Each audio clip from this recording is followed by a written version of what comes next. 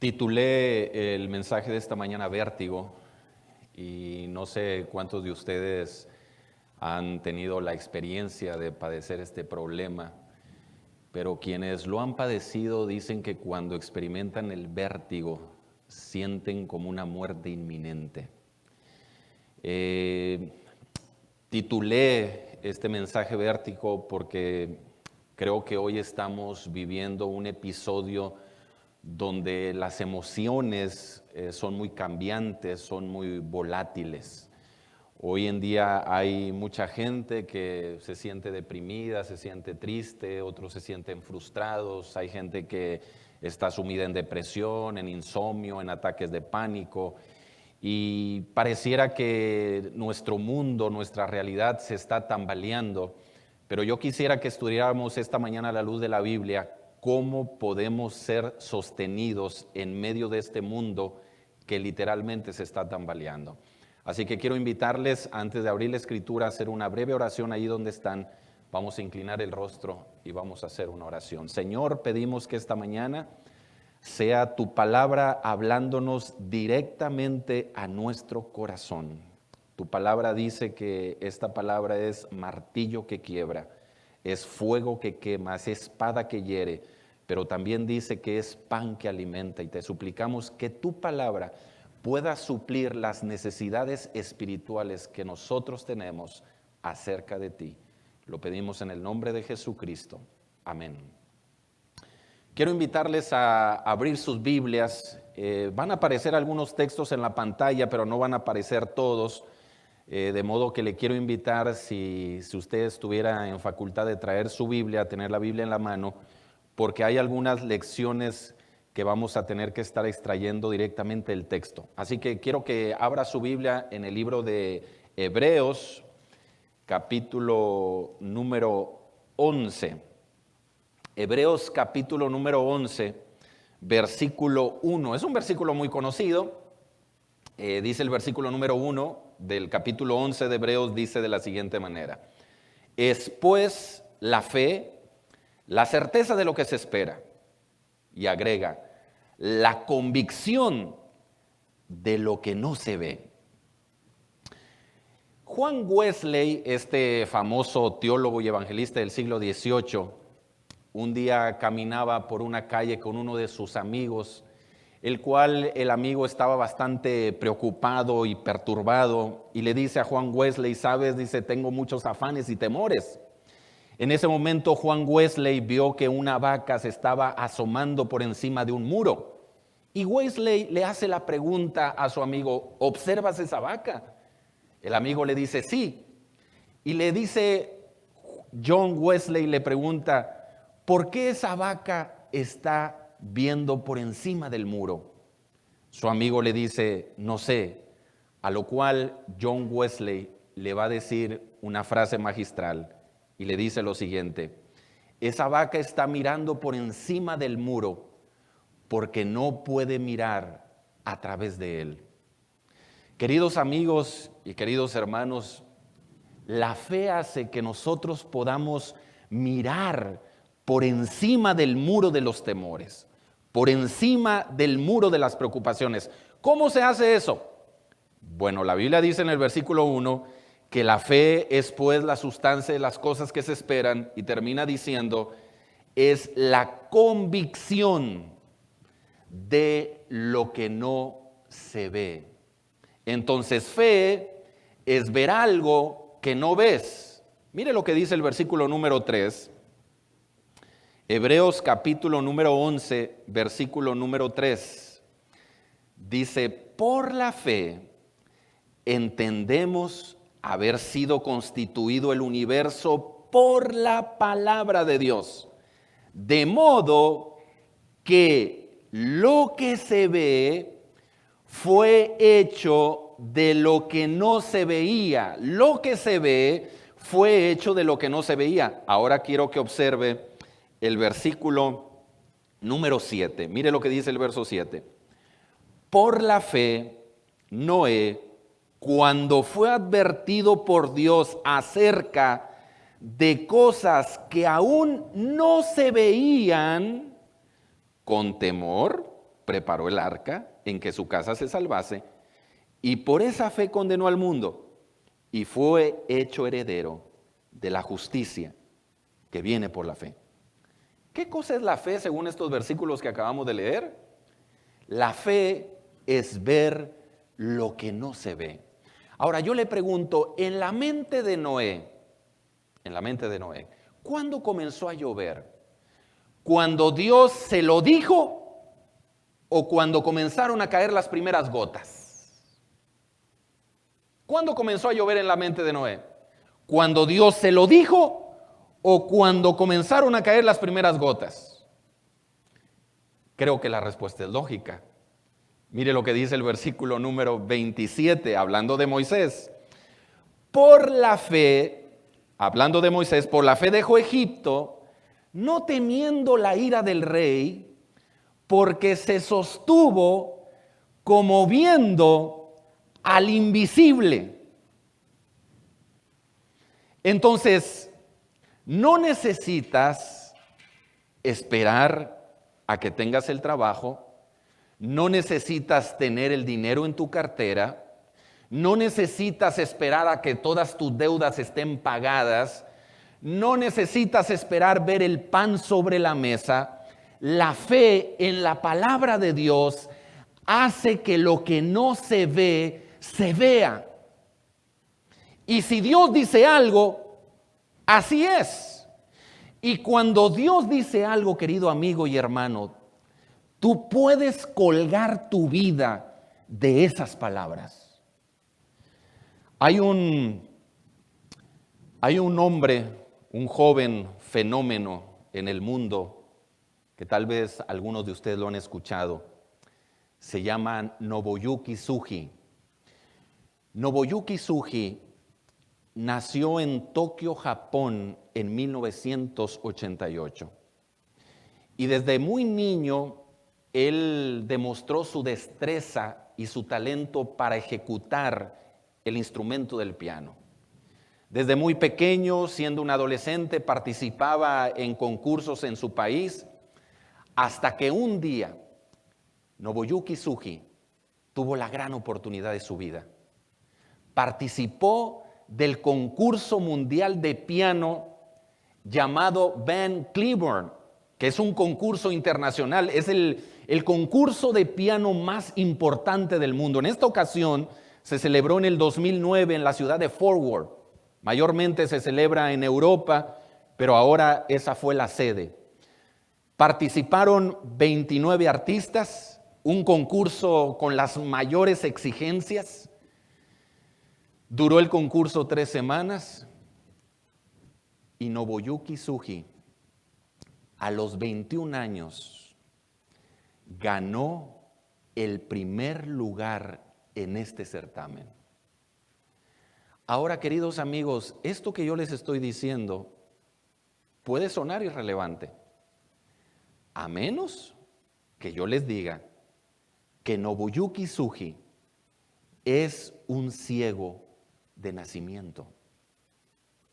Gente que estaba presenciando el concurso en el 2009 dice que parecía que los dedos de Nobuyuki Tsuji estaban danzando sobre las teclas. Aún las mismas cámaras de televisión batallaban para captar los movimientos de sus dedos. El hecho de que Nobuyuki Tsuji no podía ver no le impidió avanzar y triunfar. Queridos hermanos, muchas veces nosotros vamos a estar en los escenarios de la vida demasiado adversos, pero la fe en la palabra de Dios nos va a permitir avanzar y conquistar lo que Dios tiene para nosotros.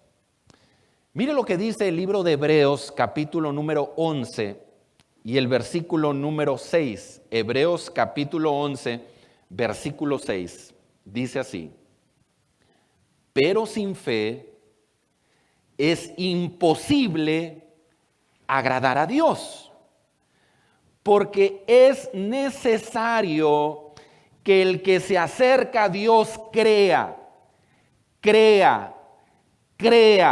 le hay y que es galardonador de los que le buscan.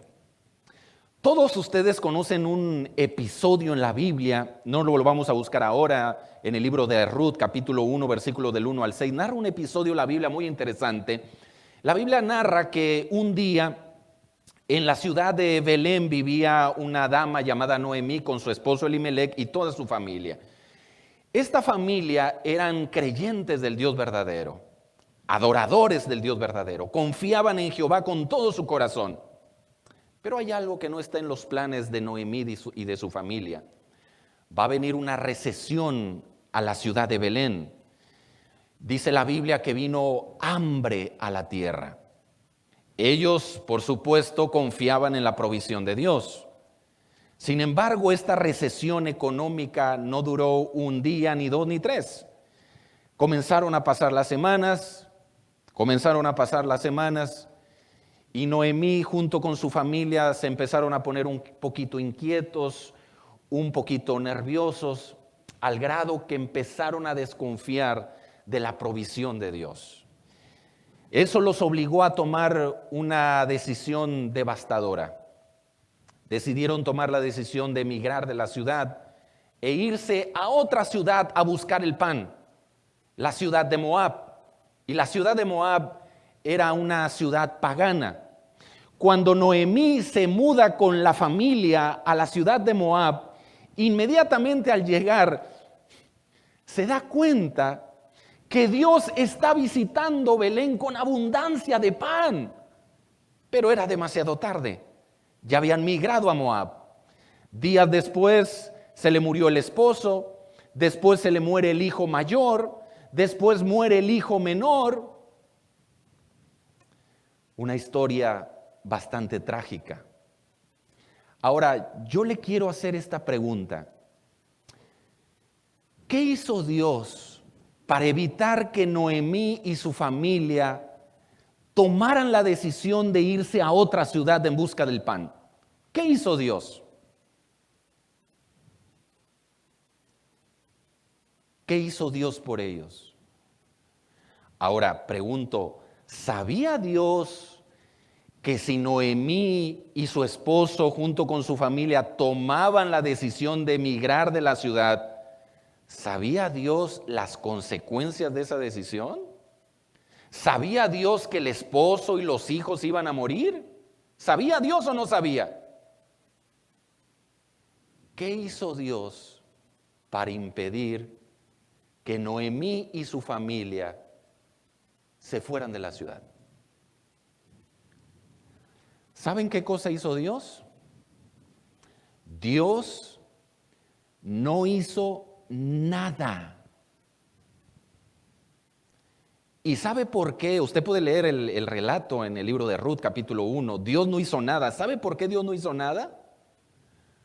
Porque sin fe es imposible agradar a Dios. Y cuando tú no asumes tu fe en el Señor, Dios te abandona a las mismas consecuencias. Ahora, hermanos, muchos de nosotros creemos que tener fe en Dios es decir, yo creo en Dios. Tener fe en Dios no es declarar que tú crees en Dios. Tener fe en Dios es hacer algo que demuestre que yo tengo fe. Por eso la fe es acción. Mira lo que dice el libro de Hebreos, capítulo número 11. Quiero llevarles al versículo número 4. Hebreos capítulo 11, versículo 4. Quiero que lo lea o bien que lo escuche con atención. Hebreos capítulo 11, verso 4 dice, por la fe, Abel ofreció a Dios más excelente sacrificio que Caín, por lo cual alcanzó testimonio de que era justo, dando Dios testimonio de sus ofrendas, y muerto aún habla por ella. ¿Qué cosa hizo Abel por la fe? Dice la Biblia que Abel ofreció sus ofrendas. Versículo número 7. Por la fe, Noé, cuando fue advertido por Dios acerca de cosas que aún no se veían, con temor preparó el arca en que su casa se salvase. Entonces, Abel ofreció, Noé preparó, y mire lo que dice el versículo 8. Por la fe, Abraham, siendo llamado, obedeció para salir al lugar que había de recibir como herencia, y salió sin saber a dónde iba. Ofreció, preparó, obedeció. La fe no es solo decir que crees. La fe es hacer algo que demuestre en lo que en realidad tú crees. Ahora yo te voy a hacer esta pregunta. Ahora que no tienes trabajo, ahora que las ventas han bajado, ahora que estás en la bancarrota, yo te pregunto, ¿qué vas a hacer? Quizá alguien diga, pastor, ¿sabe esto mismo? Yo ya me lo he preguntado en estos últimos días. ¿Qué voy a hacer? Bueno, ahora Dios te dice lo que tienes que hacer. Vas a vivir por la fe.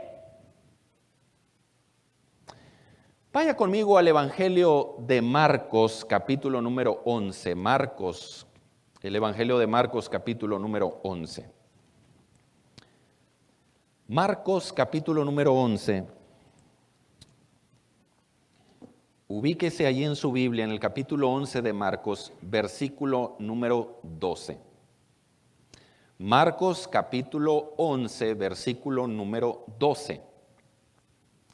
Dice así: al día siguiente, cuando salieron de Betsaida, Jesús tuvo hambre. Y viendo de lejos una higuera que tenía hojas, fue a ver si tal vez hallaba en ella algo. Pero cuando llegó a ella, nada halló sino hojas, pues no era tiempo de higos. Versículo 14. Entonces Jesús le dijo a la higuera: nunca jamás coma nadie fruto de ti. Y lo oyeron sus discípulos. Ahora, este relato puede tener varias enseñanzas, y generalmente las enseñanzas que han brotado de este pasaje se explican de la siguiente manera. Unos dicen que la enseñanza principal de este pasaje es que Dios siempre tiene la expectativa de que nosotros generemos frutos por Él o para Él. Y cuando nuestra vida no está en acorde con los frutos que Dios espera de nosotros, Dios emite un juicio sobre nosotros. Esa es una de las enseñanzas. Otras personas consideran que la enseñanza principal en este relato es el hecho de que Jesús estaba esperando frutos de la higuera porque la higuera aparentaba tener frutos. Ustedes saben que en la particularidad de la higuera, primero brotan los frutos y después las hojas. Así que cuando una higuera tiene abundancia de hojas, eso quiere decir que tiene rato que ya los frutos están. Entonces, algunos consideran que la enseñanza es: la higuera aparentaba tener frutos, pero no los tenía. Y de igual modo, Dios nos pide que no aparentemos tener frutos, sino que podamos poner en práctica los frutos. Pero permítame someter delante de ustedes que en realidad estas enseñanzas, aunque son buenas, no es la esencia de lo cual Jesús quería enseñar con este relato vívido. ¿Cómo lo sabemos? El contexto. Mire lo que dice el versículo 20. El versículo 20 dice de la siguiente manera: y pasando por la mañana, vieron que la higuera se había secado desde las raíces. Entonces Pedro, acordándose, le dijo: Maestro, mira, la higuera que maldijiste se ha secado. ¿Y qué cosa le respondió Jesús en el verso 22? Tened fe en Dios. ¿Saben que estaba viendo esta semana un comentario bíblico en relación a este versículo? Y el autor del comentario bíblico dice que aquí Marcos, que es el autor del Evangelio, está haciendo una digresión en el texto, es decir, se está desviando del pensamiento. Es decir, primero aparece el concepto de la higuera, donde Dios espera que tengamos frutos, pero luego Marcos abre un nuevo tema, cuando Jesús le dice a Pedro: tened fe en Dios. Hermanos, cuando leemos estos pasajes juntamente con su contexto, aprendemos una lección muy interesante. ¿Por qué Jesús le dice a Pedro, cuando Pedro le recuerda el suceso anterior, donde el verso 20 dice que pasando por la mañana vieron que la higuera se había secado desde las raíces? Pedro, acordándose, le dijo: Maestro, mira, la higuera que maldijiste se ha secado. Respondiendo Jesús le dijo: tened fe en Dios. ¿Sabe lo que estaba diciéndole el Señor a Pedro?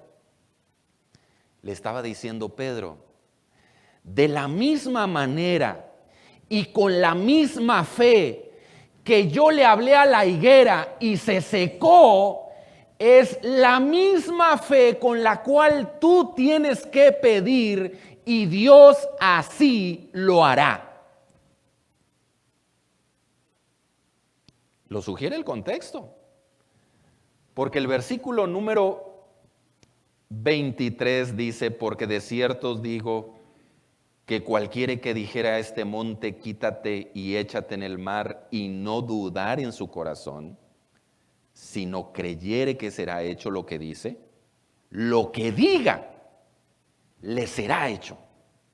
Versículo 24: por tanto os digo que todo lo que pidiereis en oración, creyendo que lo recibiréis, os vendrá.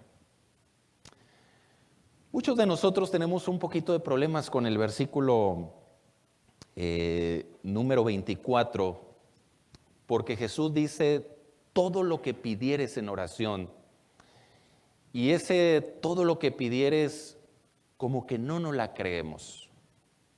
Sentimos que quizá estamos actuando de una manera precipitada, un poquito temeraria, el hecho de estarle pidiendo a Dios cualquier cosa pensando que Dios nos va a dar esa respuesta.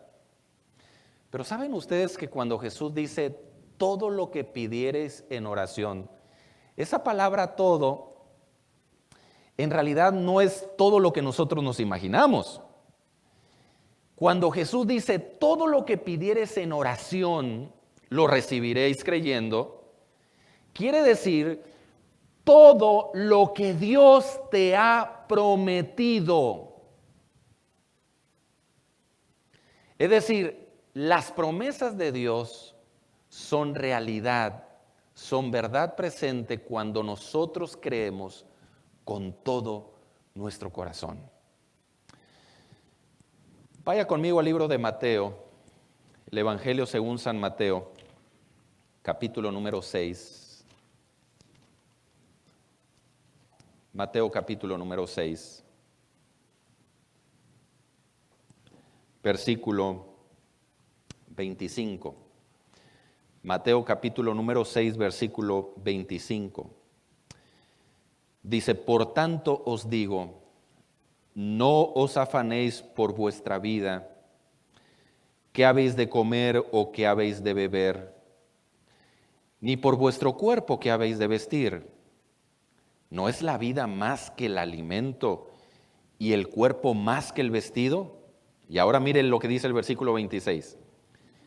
Mirad las aves del cielo, que no siembran, ni ciegan, ni recogen en graneros, y vuestro Padre Celestial las alimenta. Y hace la pregunta el Señor: ¿no valéis vosotros mucho más que ellas? Amigos y hermanos, la clave para evitar la ansiedad es saber el valor que tenemos para nuestro Padre. Yo no sé cuánto consideres que a ti te valoran las personas, pero Dios, tu Padre, te valora tanto que entregó a su Hijo por ti. Y el versículo número 28 dice: y por el vestido, ¿por qué os afanáis? Considerad los lirios del campo, cómo crecen, y no trabajan, ni hilan. ¿Qué está diciendo el Señor? ¿Está diciendo el Señor que no debemos de trabajar? No, no está diciendo eso. Lo que está diciendo la Biblia es que aunque no tengas trabajo, no dudes que el Señor te va a sostener. La Biblia está diciendo: usa la fe para creer. Usa primero la fe para creer que vales, y después usa la fe para creer que Dios provee.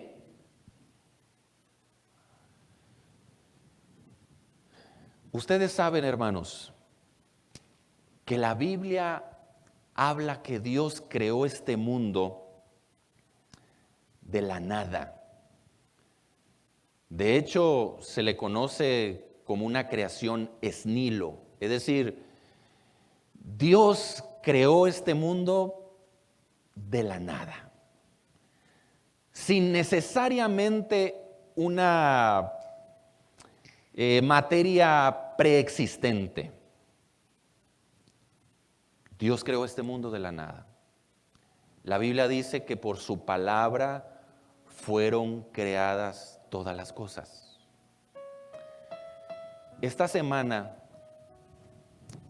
yo estaba orando y le estaba diciendo al Señor en oración: Señor, dime por favor, ¿qué mensaje quieres que yo le dé a la iglesia? Y el Señor me dice, y me pone eso en mi corazón: diles que no tengan miedo de quedarse sin nada, porque yo ya estuve allí, dice el Señor, y no pasó nada. Lo único que pasó fue lo que Dios dijo.